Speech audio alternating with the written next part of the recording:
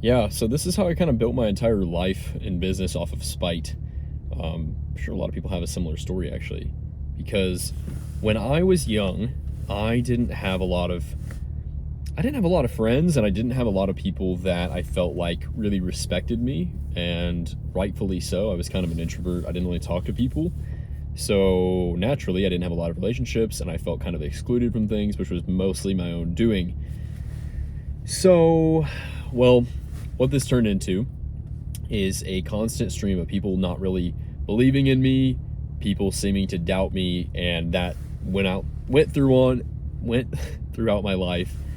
And what did that turn into? Well, naturally over time, as I found out, what things I like and what I'm good at, I wanted to be really good at them to prove everyone wrong. And when I fell upon video making, recording videos, making music videos, commercials, weddings, all the different stuff that I was doing, it felt like something I could leverage to prove everyone prove to everyone that I am actually a human being. I actually matter, right? That was the idea. Subconsciously, of course, I didn't understand this until I was much older. So I really, really pushed on that. I was fueled by spite, and it served me pretty well. I got really far from that, and I want to share with you why I think that that's not the move and the shortcomings that came with that. So when I was 19 years old, I moved to Los Angeles. Now, the previous years before that, I made a whole video about that if you want to hear, but how I started my business as a high schooler. And I already kind of broke that down. So I became a 19-year-old that just graduated high school and had an opportunity to go to Los Angeles to film some music videos. And I loved it and made the decision to move out there and just, made the leap.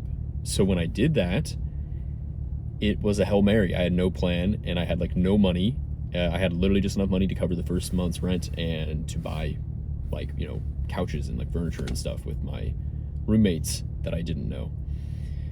So naturally, I had to figure it out. I had no idea what I was doing. I had no clients. Moved out there without knowing anyone. And I have still, to this day, never had a job. I never had to get a job somehow that entire time.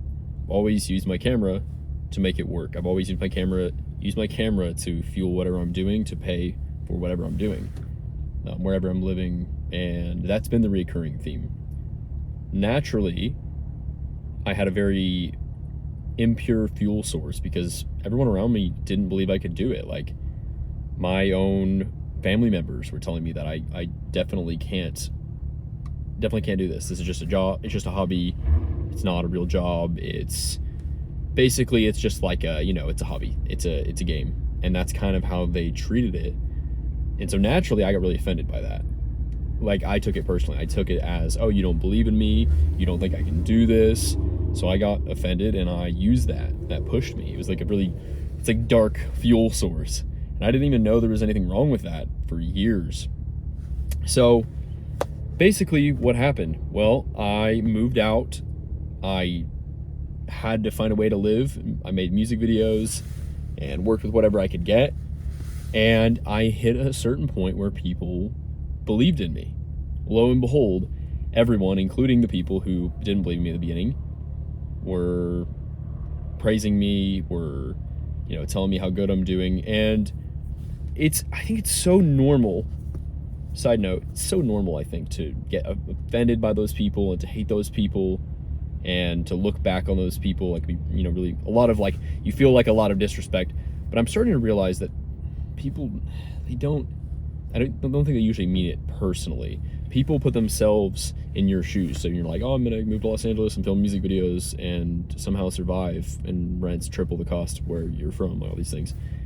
Yeah, I understand why they looked at me with doubt. Looking back on it now, it was crazy. Like, it was crazy. That's just what it is. So why would, they're putting themselves in your shoes. So why would they believe that they could do it? Because that's the real thing. They're seeing themselves in your shoes, because we're all extremely selfish beings. That's why I'm sharing a story about me right now. You don't even care about me. You, naturally, they don't see themselves being able to do what it is that you're doing. So they're gonna feel some type of way about it. And it's gonna show in their face. It's gonna show in the things they say. But typically they're not even thinking about you. They're thinking about themselves. it's really hard to have a genuine conversation with someone, especially someone who you don't like really have a good understanding with, to share crazy ideas with really little context and expect them to support you. So like, I think a little bit differently about this subject than I used to. I don't live off of spite anymore, by the way. We'll get into that in a little bit. But yeah, so like I had people who were just, doubtful, but they stopped doubting me. I gave them no choice. I became, what's the word I'm looking for? I became undeniable. Like no one could tell me that I wasn't living off of my camera, that I wasn't a music video director, that I wasn't working with like big name artists and getting millions of views on videos. No one could tell me that I wasn't, because I was. So it was really, really simple actually. So once that happened, what happened to me? I became depressed. I became confused. I became lost because I lost my fuel source. I had nothing driving me except for really just making sure I could pay rent, which was obviously not amazing. Oh, we're doing a water break.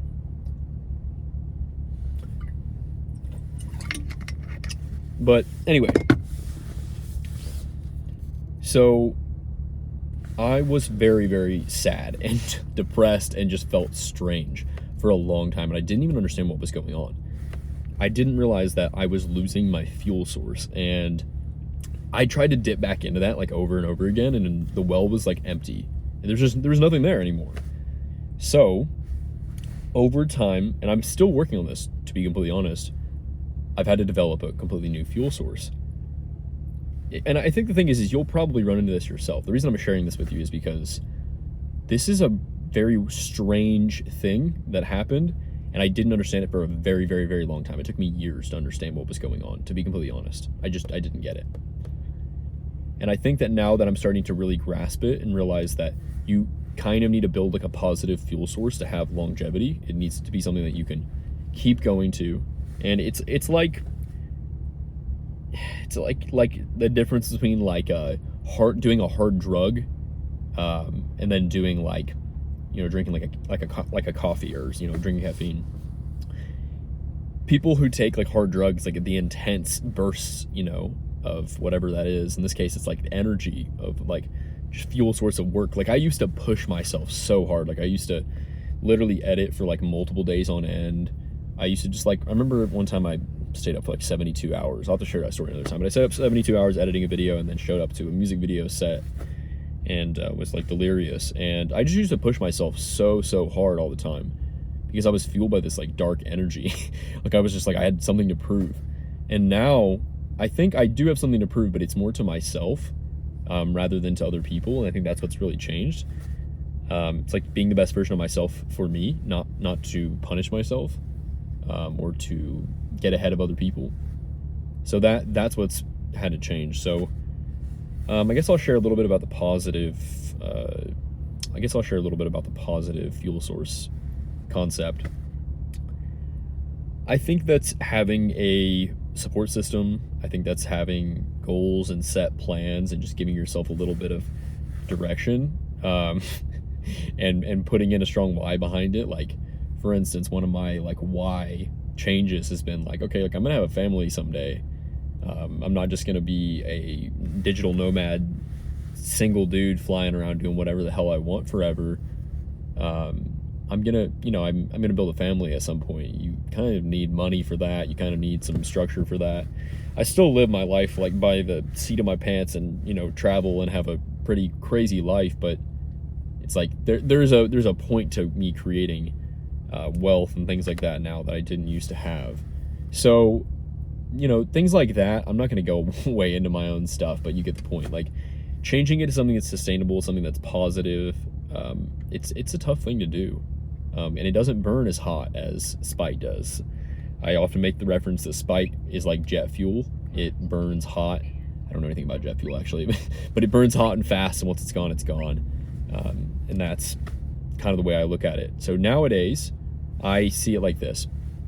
If someone is doubting you, like if you tell them something and someone's doubting you, then likely it's a good signal to run towards that, because people typically doubt things that are extraordinary, right? They doubt things that are kind of out of reach, and it usually means you're going against the grain if you're getting that. And because most of the people you talk to they probably haven't been where you're going. And in fact, people who have been where you're going will probably tell you, like, yeah, go ahead, do that thing. You should do that. And the people who are around you who haven't been there, they'll be like, no, don't do that. Subconsciously, they probably won't tell you, but that's just been my experience. I'm going to go to the gym now. I'm going to go hit some legs. Wish me luck. I'll see you when I see you.